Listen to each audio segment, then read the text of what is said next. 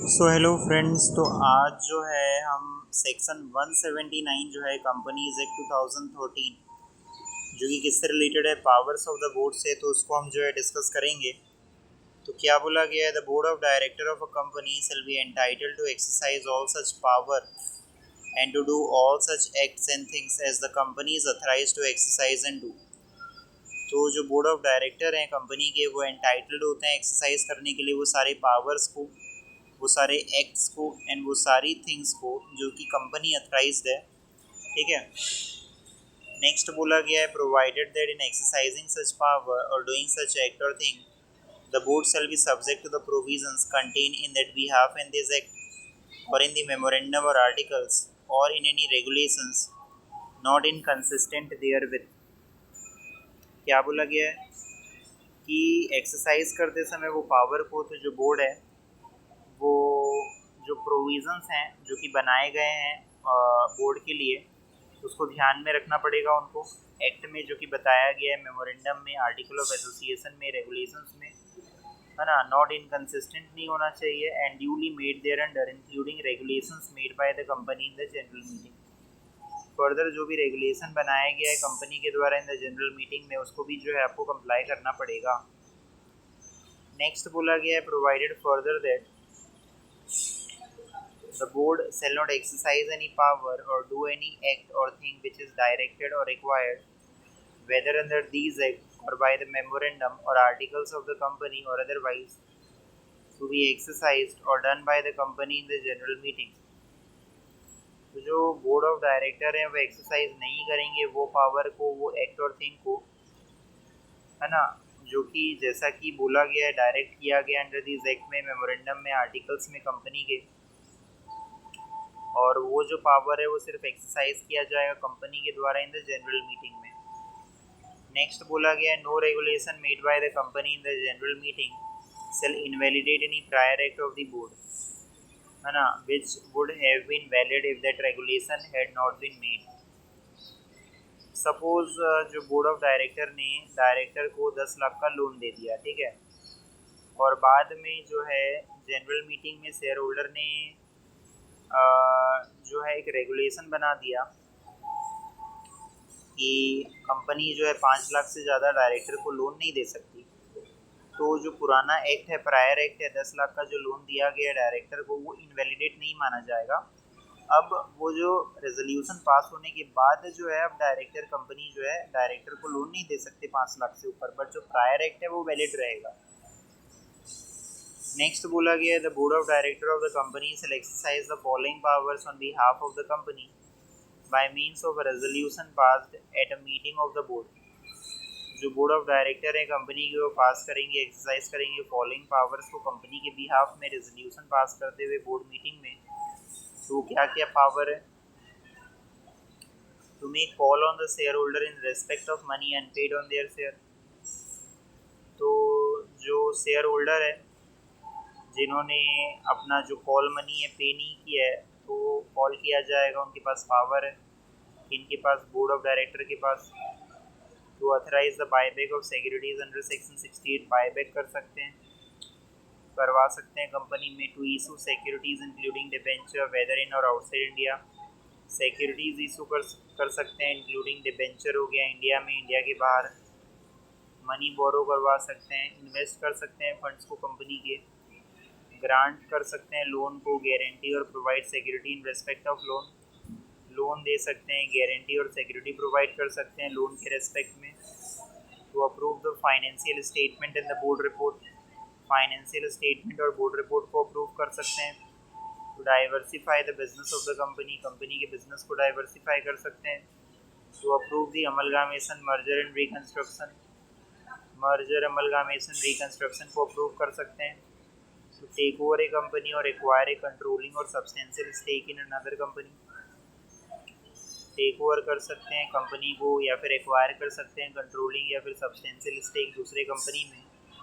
Any other matter which में भी prescribe, और जितने भी जो मैटर प्रेस्क्राइब किए गए हैं जो कि हम आगे पढ़ेंगे। नेक्स्ट बोला गया है, प्रोवाइडेड दैट द बोर्ड में bye resolution pass eight a meeting. तो जो बोर्ड है रेजोल्यूशन पास करते हुए मीटिंग में, delegate to any committee of director, है ना, डेलीगेट कर सकता है कमिटी को, द मैनेजिंग डायरेक्टर, मैनेजर और any other principal officer of the company, MD को, मैनेजर को, अदर प्रिंसिपल ऑफिसर को कंपनी के, in case of branch office of the company the principal officer of the branch office के case में जो principal officer है उस branch office का, उसको भी जो है पावर डेलीगेट किया जा सकता है ना। The power specified in clause D to F में जो पावर स्पेसिफाई किया गया है सिर्फ वही पावर को जो है आप डेलीगेट कर सकते हो on such condition as it में स्पेसिफाई। और वो पावर क्या क्या है D to F में?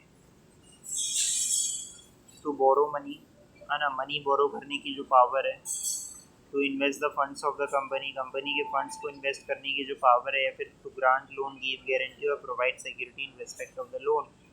तो ये जो पावर है आप इनको डेलीगेट कर सकते हो।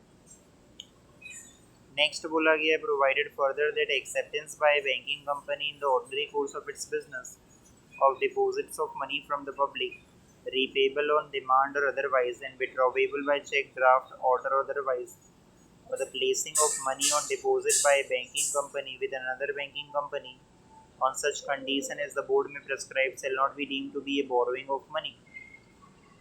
तो ये जो है बोरोइंग की डेफिनेशन से इसको एक्सक्लूड किया गया है। किसको? अगर जो आप पैसा जमा करते हो बैंक में, है ना, तो उसको हम ये नहीं मानेंगे कि बैंक आपसे बोरो कर रही है, आप तो खुद अपना पैसा वहाँ जमा कर रहे हो, ओके। और अगर जो बैंकिंग कंपनी है दूसरे बैंकिंग कंपनी के साथ कोई अगर डिपॉजिट ऑफ मनी रखवाती है तो उसको भी बोरोइंग नहीं माना जाएगा। देन उसके बाद बोला गया है और एज द केस में be a making of loan by banking company within the meaning of this section, तो उतना रिलेवेंट नहीं है। नेक्स्ट बोला गया है nothing in this clause D shall apply to borrowing by banking company from other banking company or from the RBI, the SBI or other bank established by or under any state। अगर एक bank दूसरे bank से पैसा बोरो करती है तो वो भी जो है बोरोइंग की डेफिनेशन में कवर्ड नहीं है। So in respect of dealing with it between a company and its banker, the exercise by the company of the power specified in clause D shall mean the arrangement made by the company with its banker for borrowing of money by way of overdraft, है ना। Company जो bank से पैसा raise करती है जैसे कि overdraft के जरिए, कैश क्रेडिट हो गया और otherwise, and not the actual day to day operation on overdraft, cash credit or other account by means of which the arrangement so made is actually availed of, तो ये जो है borrowing माना जाएगा। लेकिन जो डे टू डे में पैसा रेज किया जाता है ओवरड्राफ्ट, कैश क्रेडिट, उसको कंसिडर नहीं किया जाएगा बोरोइंग की डेफिनेशन में। नेक्स्ट बोला गया nothing in this section shall be deemed to affect the rights of the company in general meeting to impose restrictions and conditions on exercise by the board of any of the power specified in this section. तो company जो है general meeting में share holder जो है resolution pass कर सकते हैं, restriction और कंडीशंस लगा सकते हैं बोर्ड के ऊपर, ओके। देन कुछ जो डेफिनेशन है वो छूट गई थी, जैसे कि ये है आपका एज में भी प्रेस्क्राइब, तो इसमें और क्या क्या प्रेस्क्राइब किया गया है?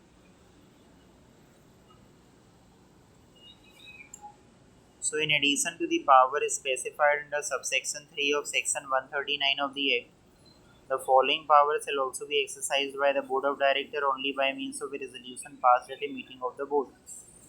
To make political contribution, अगर कुछ करना है, to appoint or remove the KMP, appoint करना है, रिमूव करना है KMP को, to appoint the internal auditor and secretarial auditor, internal या फिर सेक्रेटेरियल ऑडिटर को अपॉइंट करना है।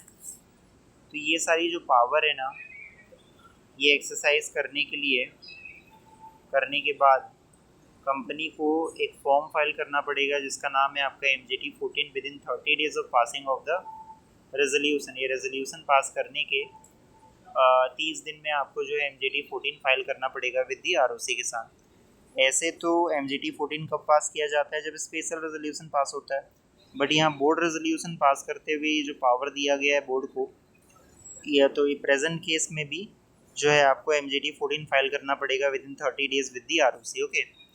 तो ये था अपना आज का टॉपिक। थैंक यू, जय हिंद। वीडियो अच्छी लगी हो तो लाइक शेयर सब्सक्राइब करना ना भूलें।